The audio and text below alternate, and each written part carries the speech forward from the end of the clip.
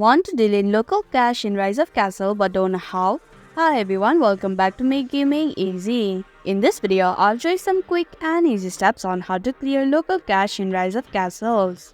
So without any further ado, let's get started. First, tap on the arrow icon which is at the bottom right corner of your screen. After that, choose Settings option. Now click on the Options button. Now scroll down to Clear Local Cache. Below it, there is Clear button. Tap on it. If you are sure that you want to clear local cache, tap on the OK button. Now the game will reload automatically. And that's how you can clear local cache in Rise of Castles. Thank you for watching Make Gaming Easy. Hope this video was helpful. If it was, then hit the like button and comment down if you have any questions or feedback.